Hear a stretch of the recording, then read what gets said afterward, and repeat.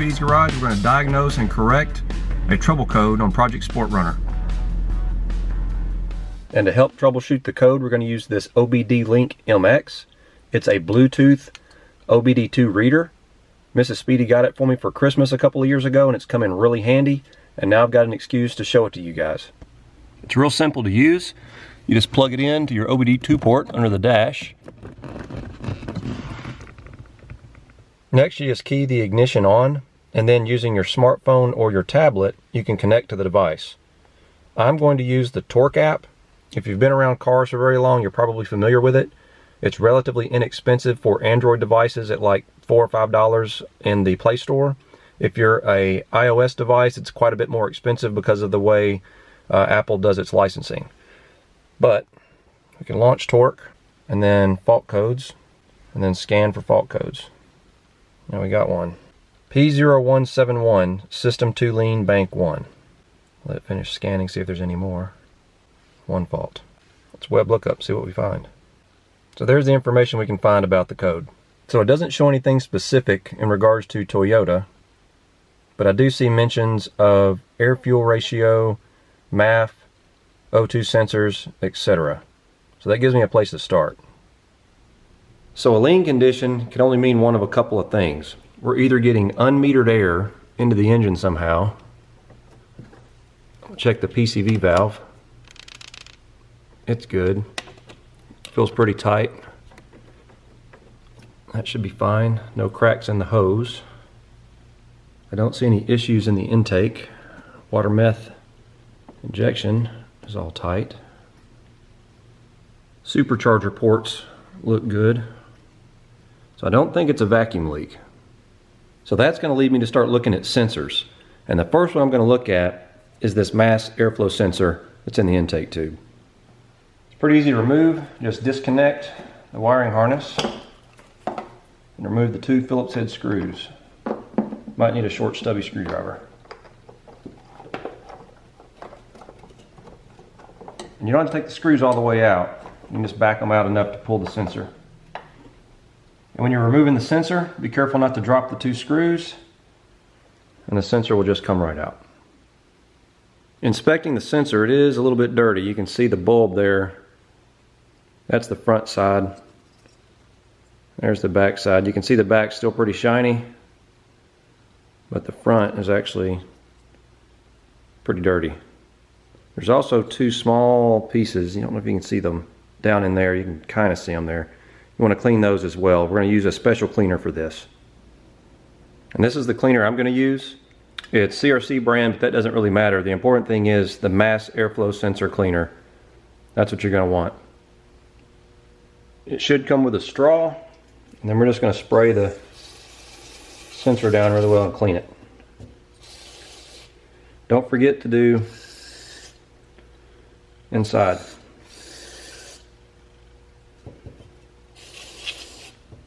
Give the sensor about 15 or 20 minutes to dry. The mass airflow sensor does dry very quickly, but you can use a little bit of compressed air to speed that along if you like. And hopefully you end up with something that looks like that at the end. Nice and shiny clean. While we have the MAF out of the vehicle, I decided to go ahead and test it. I've referenced the factory service manual, and I've got my multimeter out, set it to ohms for resistance. And it states that pins E2 and THA should have about 3 kilo ohms of resistance, and it's 3.194.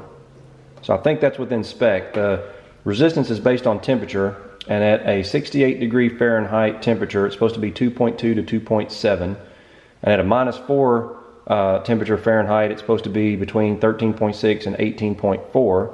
It's about 50 degrees in the shop. Today it's a little bit cool out. So I think about 3.2 is probably okay.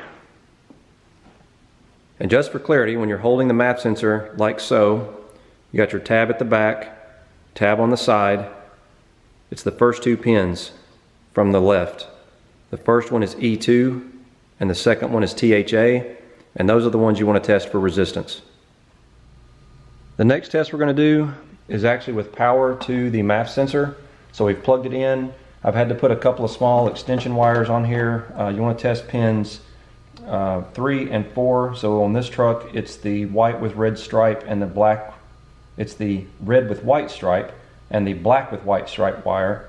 And we've got our multimeter set up to read volts. And you're going to have a helper for this, but you're going to put your positive lead on the red wire and your negative lead on the black wire, and then you're going to have a helper blow shop air across the sensor. And what you want to see is the voltage changing, which it did. So that's a further test to show that the MAF sensor is still good and you don't need to replace it. And I did say you need to power the sensor, so that does mean you need to key the ignition on to perform that test. And with the MAF sensor cleaned and tested, just reinstall it back in the vehicle. Be very careful with the screws. I recommend you start them by hand so you don't drop them. Then snug them down with your screwdriver.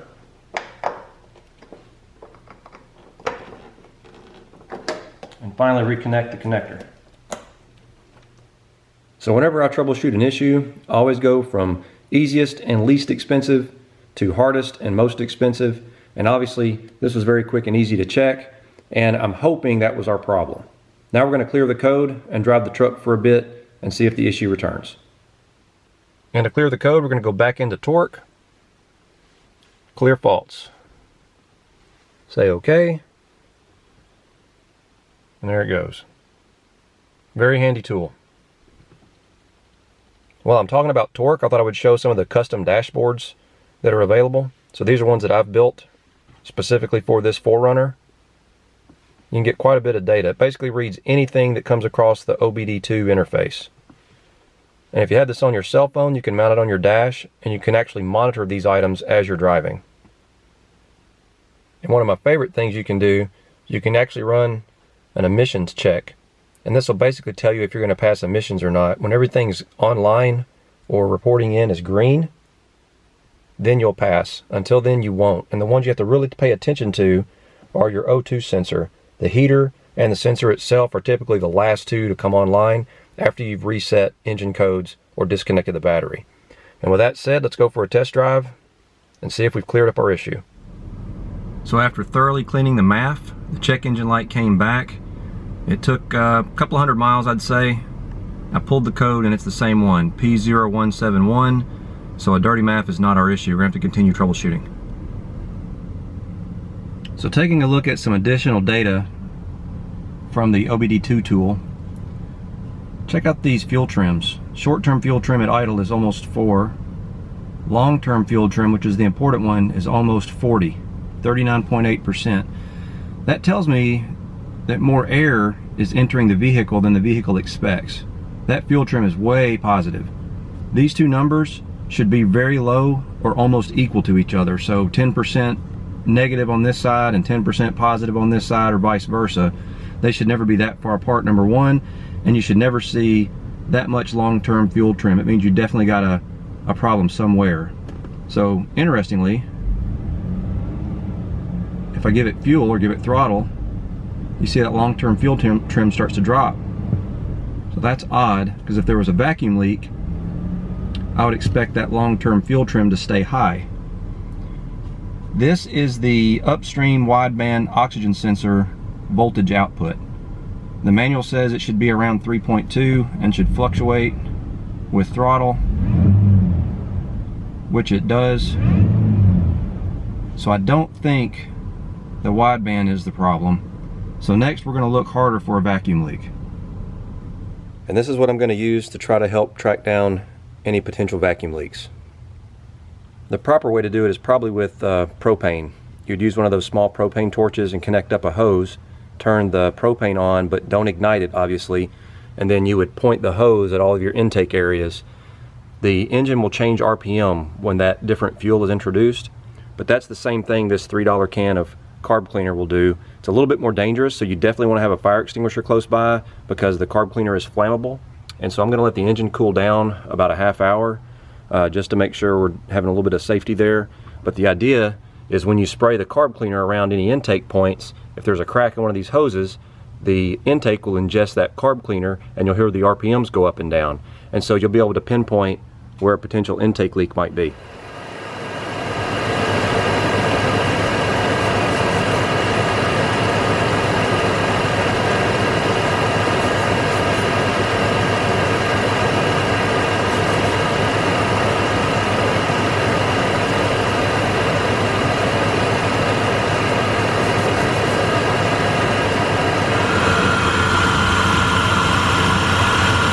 Okay, the carb cleaner helped me find the problem, and I'll show you.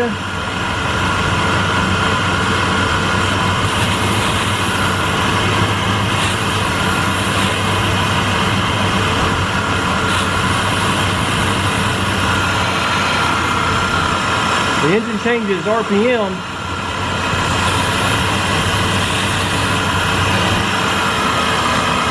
See that? And that little nipple there gets carb cleaner sprayed around it.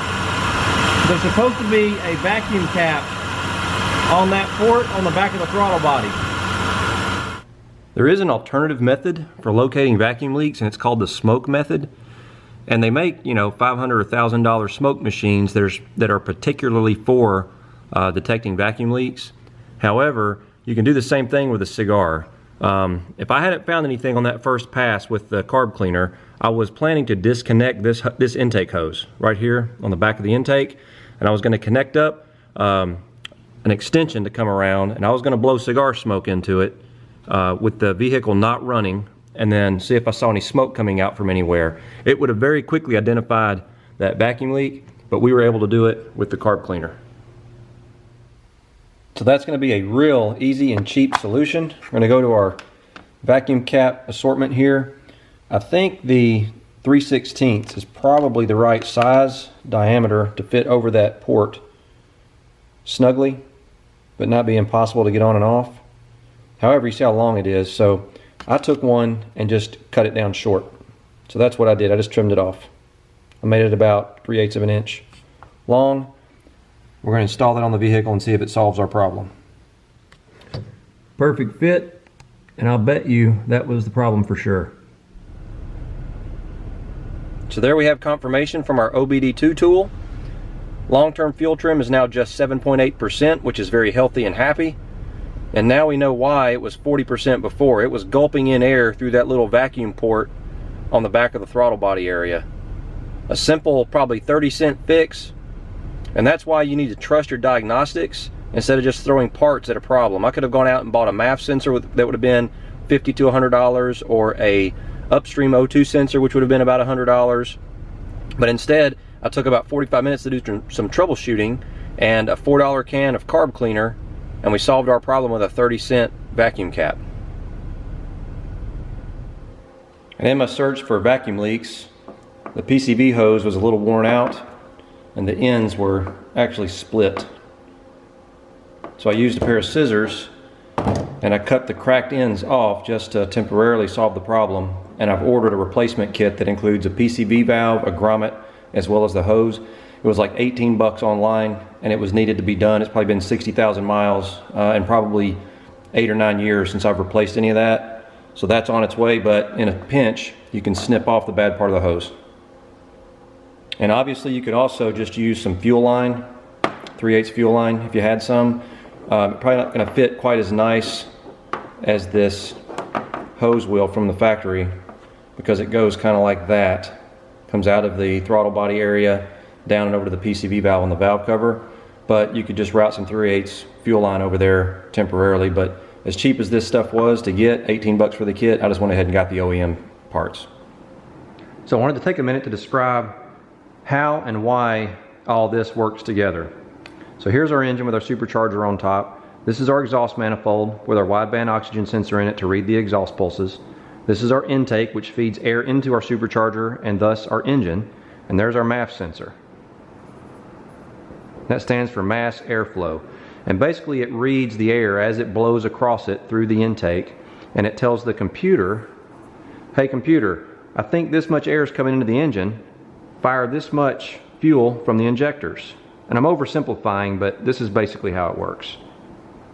So now the injectors are spraying, the air's coming in, you're getting your explosions in the engine, bang, bang, bang. The exhaust goes out, now you got your wideband O2 sensor. It's also reading gases as they flow by. It's also referencing the computer. If these match up, everything's nice and happy. What we had air entering the system past the MAF, but before the O2 sensor. So that means it was getting unmetered air that the sensors didn't know about. This one missed it. It thinks the injector should be spraying X. The wideband caught it. It thinks the injector should be spraying Y. It starts saying, hey computer, spray more fuel. Make those long-term fuel trims positive. And when they went very positive, it threw the check engine light, because basically it was telling the injectors to spray a whole lot more fuel than the computer was programmed for, and it knew there was a problem. So this whole thing is a loop, and it's called closed loop. And that basically means everything's referenced by a sensor back to the computer. When you go wide open throttle, things are just a little bit different. You basically go into what's called open loop or power enrichment. And at that point, there's a table that's usually referenced in most vehicles, and it skips these sensors. And it basically goes to a table, and it knows at wide open throttle at a given RPM it needs to spray X amount of fuel, and that's how that happens. So that's basically how it works, and why we got a check engine light, and why solving it with the little vacuum cap fixed our problem. So that's how you effectively troubleshoot a check engine light for a vehicle. Rather than starting to throw parts at the car based on what you think is the problem, use simple diagnostic procedures, go through your checklist, and at the end of the day, you might find a 30-cent vacuum cap solves your problem instead of a $100 MAF sensor. I don't know about you, but I'd rather spend money on new tools than on parts the car doesn't need. If you'd like to see some more videos and how-to, be sure to visit my website, www.speedysgarage.net, and don't forget to hit subscribe in the bottom right corner.